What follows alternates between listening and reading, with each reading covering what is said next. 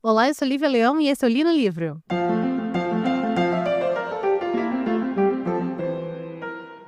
Então, a obra de hoje, na verdade, é um conto, porque eu comprei um tablet essa semana e para jogar RPG, né? Porque eu tô viciada, gente, completamente viciada em RPG.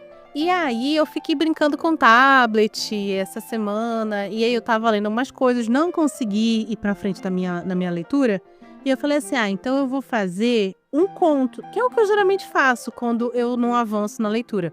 Acontece, tem semana que eu leio 3 coisas, tem semana que eu não leio nada. E aí eu falei assim: eu vou fazer um conto então, pra não deixar ninguém sem episódio. Quando eu fui procurar um conto bacana pra trazer pra vocês, eu me deparei com um conto que eu li na escola, há muitos anos atrás, obviamente. E foi um conto que me marcou muitíssimo, porque este livro que está nesse conto, que esse conto está, é um livro maravilhoso. E esse autor, gente, a gente vai falar aqui hoje sobre a elite da literatura brasileira, tá? O nome da pessoa é João Guimarães Rosa. Ele foi poeta, diplomata, novelista, contista, romancista e médico. Nascido em 1908, falecido em 1967, com 59 anos de idade. Foi membro da Academia Brasileira de Letras. Estudou diversos idiomas e começou estudando antes dos 6 anos. O cara falava, 10 idiomas diferentes e falava bem, fluentemente. Morou com os avós em BH e um tio dele, que era muito rico, dono de fazenda, bancou os estudos dele. Ele vai se formar em medicina, se casar em 1930 e começa a exercer a profissão de médico no sertão de Minas Gerais, na área do sertão. E essa área ali vai ser onde ele vai tirar inspiração para todas as histórias dele. De 38 a 42, ele foi cônsul adjunto em Hamburgo, onde conheceu uma moça muito famosa chamada Aracide Carvalho, que trabalhava também para o Itamaraty.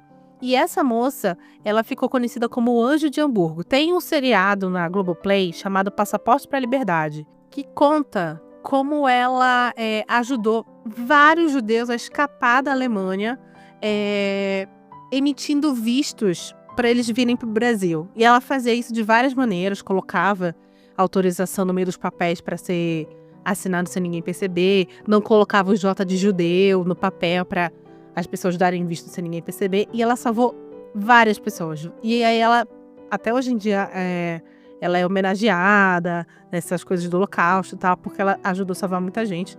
E o Guimarães Rosa também de quebra, que era esposo dela. Ele entrou para a Academia Brasileira de Letras em 63, mas só toma posse em 67. E 3 dias depois que ele toma posse, ele vem a falecer. Eu não vou entrar aqui em muitos pormenores sobre quem foi Guimarães Rosa, porque assim, se você estudou literatura na sua vida, você ouviu falar de Guimarães Rosa. Porque realmente, gente, ele é um grande ícone. Ele vai escrever um livro muito absurdamente famoso chamado Grande Sertão Veredas, em 57.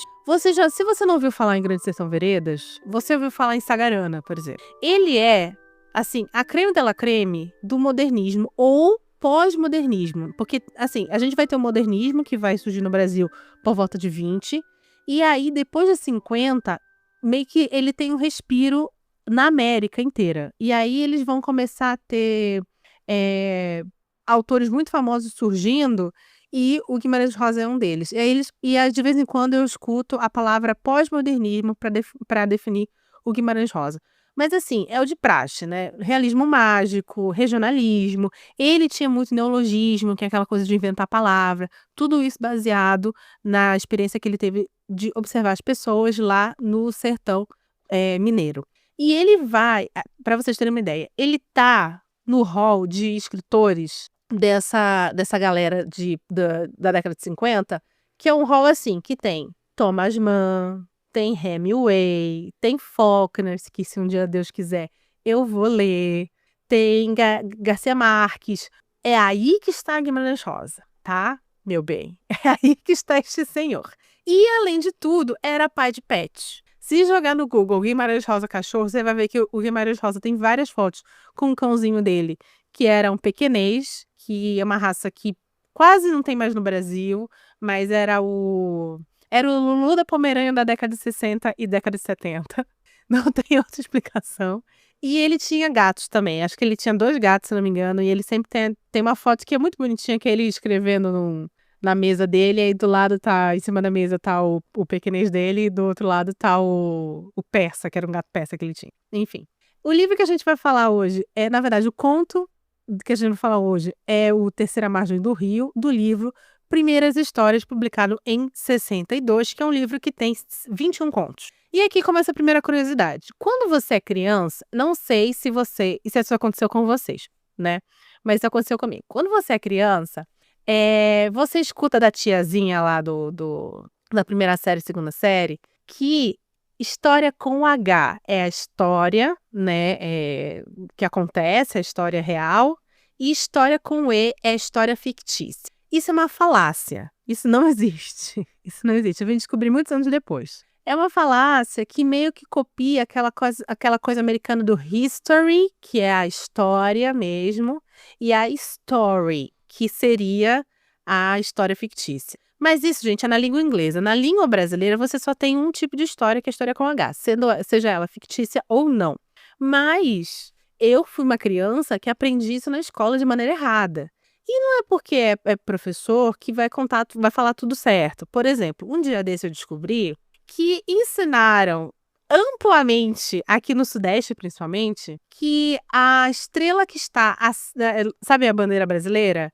Você tem o globo, né? Você tem o círculo azul, a faixa, a ordem e progresso, e em cima da faixa você tem uma estrela solitária. Eu descobri que ensinaram no Sudeste que aquela estrela solitária era o Distrito Federal, o que não faz um pingo de sentido. Acho que eu já falei isso para vocês, né? Não faz um pingo de sentido, é o estado do Pará. Então, esse é uma das coisas que acontece de vez em quando no ensino brasileiro. O Primeiras Histórias com E é um título do livro do Guimarães Rosa e ele tem essa grafia que faz sentido porque é uma das características do Guimarães Rosa usar de neologismos, tá certo? Mas vamos direto ao conto. Só para avisar para vocês, esse conto, mais uma vez, é de 62. Então, adivinha, eu vou contar esse conto inteiro e, diferente do que eu geralmente faço, eu vou contar agora no primeiro bloco do episódio. Porque esse conto ele é um conto com uma interpretação muito, muito vasta. Então, eu vou dedicar o segundo bloco do episódio inteiro para as interpretações possíveis desse conto, tá certo? Então, vamos lá. A Terceira Margem do Rio vai contar a história de um rapaz, ele não tem nome, ninguém na família tem nome. Então, é mãe, pai, irmão, irmã e ele. Eles moram no sertão, no interior. Eles têm, mais ou menos, ele fala, mais ou menos um quarto de légua, próximo da casa deles, um rio, que é um rio gigantesco, que é um rio que não se consegue ver a outra margem dele, tá? De tão grande que ele é.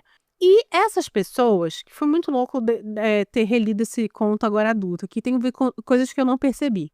Não estamos falando aqui de uma família de sertanejos pobres, tá? Estamos falando de uma família de pessoas que têm posses, tá? Um belo dia, o pai desse rapaz, que ele mesmo fala que era uma figura mais calada do que os outros homens do meio social deles, porém não era um homem mais triste ou taciturno, era só um homem um pouco mais quieto. Né, que a mãe que era realmente quem dava as regras na casa, que é muito comum, né, na minha opinião, principalmente nesse período histórico. E este homem manda, do nada, construir uma embarcação, uma pequena canoa, na verdade. Até a mãe fala assim, nunca foi dado a pescar essas coisas, né, que estranho e tal. Termina a construção dessa canoa, ele se despede dos filhos e ele vai para dentro dessa canoa e vai para o rio. E lá, este senhor fica o tempo do conto. Ele não volta mais. Lembra que eu falei realismo fantástico? No começo, as pessoas estranham muito. Algumas pessoas chamam ele de doido. Pessoas, vizinhos, amigos da família. A mãe fica constrangida, mas se mantém ali digna, né? Porque era uma coisa dela. Na primeira noite, as pessoas ainda com esperança de que ele fosse atracar, fosse voltar para a margem do rio, ele continua lá, acendem ainda umas fogueiras para meio que falar assim, se ele quiser no meio da madrugada ele pode se voltar para a margem utilizando a luz das fogueiras. Não acontece. O tempo vai passando, a mãe é obrigada a chamar o irmão, que é o tio do menino que está contando a história, para cuidar dos negócios e da propriedade. Então, aqui você já vê que eles não são pobres, como eu disse, e também contrata-se um professor para cuidar dos 3 filhos. Esse homem, ela decide não dar comida para ele, porque ela fala assim: das duas, uma, ou ele vai voltar, ou ele vai morrer de fome, ou ele vai embora de vez desse rio, porque ele fica navegando por ali, pela região da casa. Ele não sobe o rio e vai embora. O que acontece é que o menino, filho dele, fica um pouco chateado com essa história, começa a roubar comida e deixar para o pai a comida num barranco, numa pedra do barranco ali, mas ele não consegue ver que o pai pegando essa comida, ele só consegue saber que esse pai comeu, e mesmo assim muito pouco. A mãe, aos poucos, vai começando a facilitar esses roubos fingindo que não sabe, e o tempo vai passando. Esse menino, é dito que dos 3 filhos é o mais parecido com o pai. É dito, bem no comecinho, eu fiz umas marcações. Tô com tablet agora, gente, estou fazendo marcações nos textos. Aí eu fiz até uma marcação que ele fala assim, que na hora que esse pai tá saindo de casa para ir pro rio, ele vira pro filho, ele espiou manso para mim, me acenando de vir também por uns passos. Temi a ira de nossa mãe, mas obedeci. De vez de jeito, o rumo daquilo me animava. Chega que um propósito perguntei: pai, o senhor me leva junto nessa sua canoa? Ele só retornou o olhar para mim e me botou a bênção com um gesto, me mandando para trás. Então, assim, é salientado mais de uma vez nesse conto que existe ali dos 3 filhos, esse que está contando é o mais próximo e o mais parecido do pai, né, parecido com o pai, na verdade. Ele vai crescendo, o tempo vai passando, a irmã se casa, a irmã tem um filho, ela decide trazer esse filho para apresentar para o pai. Eles chamam o pai, porque assim, como o rio é grande, de vez em quando eles não conseguem ver o pai, mas ele está sempre pelaquela região, como eu falei. Aí ela levanta o filho, tá lá o marido dela segurando um guarda-sol para proteger ela, o bebê, e nada do pai vir, e ela começa a chorar. Ela resolve então seguir a vida dela e ir embora. A mãe, que está já idosa, vai embora também, e assim também vai o irmão, ficando só o narrador nessa casa. É dito que esse narrador, para não falar mal do pai, ele mente. Toda vez que alguém elogia ele de alguma coisa, ele dá um jeito de mentir e fala assim: foi meu pai que me ensinou na época que ele ainda estava aqui com a gente, o que é uma mentira. Esse menino vai ficar sozinho, e é tão bonito uma coisa que ele fala assim, que ele não tinha como, depois dessa situação toda, querer casar, e que ele permaneceu com as bagagens da vida. É tão linda essa frase, permanecer com as bagagens da vida. Ele diz que sente que não pode seguir a vida dele, porque diferente dos outros 2, o pai precisa dele, mesmo o pai não tendo falado nada. Ele fala que começa a ficar com muita tristeza. Tem muitos sentimentos que ele descreve durante esse conto. O abandono do pai, a tristeza. Ele fala que dá muito dó pensar no pai, que mesmo que eles deem roupas para o pai não troca a roupa, então é uma roupa desgastada, o mesmo chapéu, cabeludo, barbudo, unhas compridas, mas mesmo assim ali, com muita força no leme. Ele fala assim que é uma coisa inimaginável para ele, que ele mesmo diz, né? Eu mesmo tinha achaques, ânsias, cá de baixo, cansaços, perrenguices de reumatismo. E imagina o pai, todos esses anos, essas décadas, embaixo de sol, de chuva, de intempéries, ali, né, no remo. E ele fala que ele começa a se tornar um homem de tristes palavras. Até que um belo dia, ele, sem avisar, sem pensar direito, chega na margem e fica esperando o pai. Ele consegue ver o vulto do pai e ele grita pro pai, abre aspas: pai, o senhor está velho, já fez o seu tanto, agora o senhor vem, não carece mais. O senhor vem e eu, agora mesmo, quando que seja, as ambas vontades, eu tomo o seu lugar do senhor na canoa. E aí, pela primeira vez em todas essas décadas, todo esse tempo que passa, que obviamente o Guimarães Rosa não vai definir, mas eu imagino que sejam décadas, todo esse tempo que passa, o pai finalmente sinais de que ouviu o que o filho falou, né? Porque ele é dito que eles chamam o pai e ele tá nem aí. Aliás, é dito durante o conto que foi padre tentou falar com o pai nem aí, soldados nem aí, até mesmo jornalistas tentaram se aproximar da canoa e nada, ninguém conseguiu contato. E depois que o menino grita, esse menino não, que agora já tá um homem, né? Que o narrador grita isso, finalmente o pai olha, e o pai não só olha, como ele levanta da canoa e acena pro menino. E aí o menino é tomado por um medo. Ele se arrepia inteiro, toma um medo e sai correndo. Ele fala que pareceu que o pai estava vindo do além falar com ele. Guarda essas informações para no próximo bloco a gente conversar melhor sobre isso. E aí ele falou que sofreu muito, que ele ficou apavorado a ponto de adoecer e que depois disso o pai dele nunca mais foi visto no rio. Não sabe se morreu, não se sabe se finalmente subiu ou desceu o rio de vez. E aí ele termina então. Eu tô tô lendo muita coisa do conto porque, gente, esse conto é um deslumbre. O João Guimarães Rosa tem uma prosa poética da melhor qualidade. Ele fala assim: mas então, ao menos que no artigo da morte peguem em mim e me depositem também numa canoinha de nada, nessa água que não para, de longas beiras, e eu, rio abaixo, rio afora, rio adentro, o rio. Cara, e aí termina e todo mundo levanta e aplaude e grita Guimarães Rosa! Porque realmente esse conto é muito bom. É muito, muito bom. E com isso estou terminando aqui o primeiro bloco do nosso Ali no Livro. E agora, quando a gente voltar, eu vou começar com vocês as minhas interpretações, as interpretações que eu li e a interpretação lá de quando eu era menina, que a minha professora deu para este conto, tá certo? Volto já.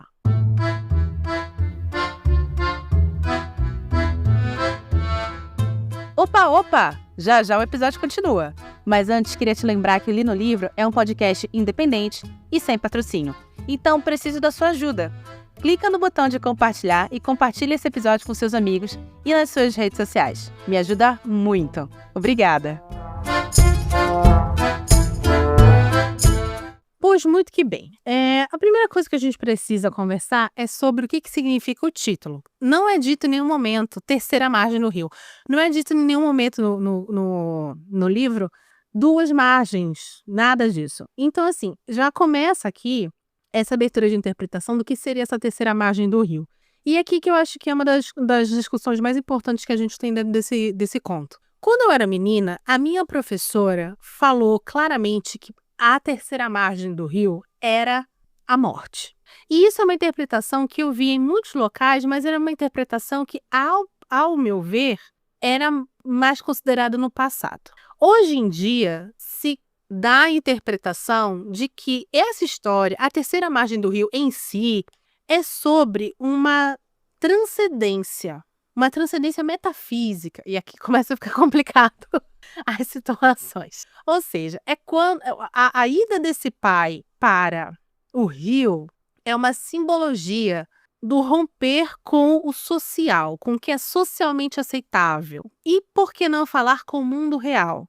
Então, dentro dessa interpretação de que a terceira margem do rio é uma busca transcendental, o que eles falam é: o pai vai nessa jornada para transcender, e essa jornada precisa ser feita sozinha. E por isso que ele fica anos ali nessa coisa que vai além da realidade, que vai além do tangível. E que é por isso que não seria apenas além o além que a gente fala lá, a morte, essa terceira margem do rio. E sim, seria, na verdade, essa desconexão com o social, a desconexão com o mundo mundano, digamos assim, e aí da busca dele por algo além. Eu não gosto dessa interpretação. Eu entendo a interpretação da minha professora exatamente por causa do final do conto, né? Onde ele fala que parece que o pai deu uma olhada para ele do além e faz sentido algumas coisas para mim dentro da interpretação dessa minha professora sobre a terceira margem ser a morte, porque você tem como se a família e o narrador estivessem passando por um período de luto. Um período em que eles não sei vocês, quando vocês já passaram por luto na vida de vocês. Eu vim de uma família com pessoas muito idosas, então eu já passei por algumas perdas. E você tem algumas pessoas que vão seguir a vida muito fácil e você tem pessoas que ficam décadas ali. Décadas. Pessoas que, assim, passa 5, 6, 7, 8 anos, ela ainda tem ali a foto da pessoa falecida no celular, na capa do celular. E todo dia passa pela foto da outra falecida e beija, como se, sabe? E fala. Tem, assim, o luto. Porque é aquela coisa, quando você perde uma pessoa, eu não sei vocês, mas eu particularmente acho que quando você perde uma pessoa, não existe isso de vai passar. O luto é uma coisa que você convive. Ele tá ali. Então eu entendo essa interpretação da minha professora. Unido a essa visão de que a família está passando por um luto e que aos poucos alguns membros da família começam a seguir sua vida, primeiro a irmã casando, depois a mãe indo morar com a irmã, depois o filho mais novo, o irmão mais novo, e a única pessoa que parece que ainda está ali parada, presa nesse luto é o filho narrador. Então eu entendo essa interpretação. Porém, relendo o conto, eu vou um pouquinho mais além dessa interpretação. Eu não acho que o peso realmente está na morte do pai. Eu acho que a minha interpretação é uma interpretação que casa ou encontra um pouco com um crítico literário que fez uma crítica sobre A Terceira Margem do Rio em 66. O nome dele era Paulo Ronay. E ele fala, na verdade, sobre como a terceira margem do rio é uma simbologia à demência. E quando eu reli esse conto, eu fiz uma conexão muito maior com a depressão. Então, talvez, para mim, esse conto demonstre, na verdade, a terceira margem do rio seja não uma busca transcendental, não a morte, mas sim este pai sofrendo e sucumbindo a uma doença neurológica, como demência ou como depressão. Principalmente porque em 62, quando esse conto é escrito, não se fala sobre isso. E aí você tem, para corroborar essa minha interpretação, alguns trechos do livro que eu já adiantei, do conto que eu já adiantei para vocês. Que é, por exemplo, dos 3 filhos, o pai assinala pro narrador vir com ele até a canoa para se despedirem. E, inclusive, o filho, criança, fala pro pai: deixa eu ir com você. E ele não deixa naquele momento. Mas mais pra frente, esse filho vai se oferecer de novo e aí o pai aceita. Por que isso corrobora a minha teoria de que a gente está vendo, na verdade, a terceira margem como uma simbologia a alguma doença emocional e neurológica? Nada me tira da ideia de que esses dois sofrem de depressão. Tanto o pai quanto o filho. Ou demência, no caso do Paulo Raoni, né? Tanto o pai quanto o filho. A diferença é que o filho, e para mim, por isso eu me pego mais para depressão, porque eu não entendo muito bem de demência. Para mim, o filho é o que a gente chama de depressivo funcional. Para quem não sabe, a depressão, obviamente, é uma doença que vocês já sabem que ela é uma doença neurológica, a pessoa precisa tomar remédio, depressão não é só estar triste, né? Então é uma luta, uma coisa muito, muito grave. E existe uma coisa chamada depressão funcional, onde a pessoa consegue viver numa fachada de normalidade, né?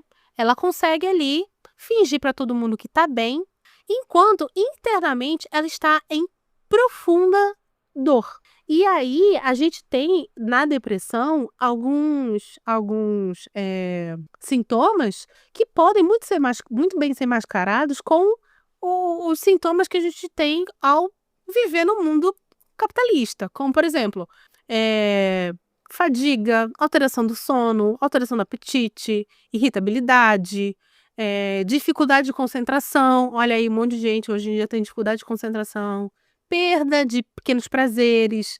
Então, assim, e tanto que é por causa disso que você tem que tomar medicamento, né? Quem define se uma pessoa é depressiva ou não é um achismo, e sim um laudo médico de um psiquiatra, e você toma remédios para ter que lidar com essa doença. Então, por isso que, baseado nisso, eu sinto que a terceira margem do rio está falando sobre depressão. Quando o fato que este menino se oferece pela última vez para o pai, para assumir o fardo do pai, e o pai vira para ele e meio que fala assim, não fala, né, mas tipo, acena como se ok, não, é muito claro para mim que este pai não foi para a terceira margem do rio para uma jornada transcendental, porque não, isso daí é um fardo para esse homem. Isso daí, ele está em sofrimento, esse homem está em dor. E quando ele finalmente olha para o filho, que lá no começo se oferece, mas ele nega porque ele era muito criança, meio que ele se oferece pela segunda vez agora adulto, meio que o pai topa. E o filho não quer, porque o filho ainda não consegue lidar com tudo isso. Então, esse foi minha grande interpretação agora de uma releitura de A Terceira Margem do Rio. Sem falar que a gente está vendo o conto pelo ponto de vista do menino, né? Do filho que ficou. E, cara, a prosa, eu já falei isso, vou repetir, a prosa do Guimarães Rosa é uma das coisas mais lindas que eu já li na minha vida. Realmente é um deslumbre. Tem gente que nasceu bom. Tem gente que nasceu com talento. Este é Guimarães Rosa. E só que essa prosa poética dele é de uma tristeza. E o Terceira Margem do Rio, ele é um conto melancólico, ele é um conto triste. E o menino, ele descreve como ele sente culpa do que. E ele fala, culpa, eu não sei nem do que eu sinto culpa. É culpa, é tristeza, é mágoa, é um buraco. E é claro que muito disso também vem do abandono do pai. O pai abandona os filhos, né? E é aquela coisa, se ele tem depressão, ele não vai abandonar porque ele quis, né? Então, para mim, tudo isso me leva a essa interpretação. E aí você pode falar assim, mas e o luto da família? Eu acho que se o pai está numa depressão pesada, existe sim ali um impacto na vida social e familiar desse homem. Existe um afastamento, existe um não reconhecimento mais da família, da instituição, dos relacionamentos. Isso também pode gerar um luto nas pessoas ao redor dele. Então eu entendo, então eu bebo um pouco nessa interpretação da minha professora de quando eu era criança. Queria lembrar o nome dessa mulher, ela era maravilhosa, baixinha assim, e ela que trouxe Castelo Branco, no mesmo ano, gente, Castelo Branco, Fagundes Telles e Guimarães Rosa. Olha que louco, essa mulher é maravilhosa, não vou lembrar o nome dela. Baixinha, assim, minúscula menina. Maravilhosa essa professora. Então eu bebo, sim, nessa interpretação da minha professora, mas eu acho que é uma morte, não é uma morte no conceito de morte que a gente tem, né? Não é uma morte real, sim, é um simbologismo de uma morte mediante uma doença que seria a depressão. Essa é a minha interpretação de A Terceira Margem do Rio. Qual é a sua? Me fala lá no @LiviaMulder no Instagram, tá certo? Espero que você tenha gostado desse episódio. Se você gostou, por favor, compartilhe com seus amigos. Estamos nos principais agregadores de podcast, alguns pagos, outros públicos. Galera do YouTube, eu tive um episódio chamado Quando Ela Desaparecer. Esse episódio foi suspenso pelo YouTube porque eu falo muito sobre abuso sexual de mulheres lá, que é a temática do livro, não posso fazer nada. Mas então foi cortado, então vocês vão ter que conseguir esse episódio através dos outros agregadores, tá bom? Se vocês tiverem interesse em ouvir. Dito isso, última quinta-feira do mês agora vai ter Supergirl Mulher do Amanhã, que eu li, Tom King, Bilks Evelyn e Matheus Lopes, vai ser nosso primeiro li no livro especial de quadrinhos. Eu tô morrendo de medo, porque eu não sei como eu vou descrever, eu não sei nem se eu tenho palavras para descrever a arte desse quadrinho, e eu acho que é fundamental descrever a arte dos quadrinhos para vocês, tá certo? Então, quinta-feira, rezem pela minha alma. Eu sou Lívia Leão e esse foi o Li no Livro.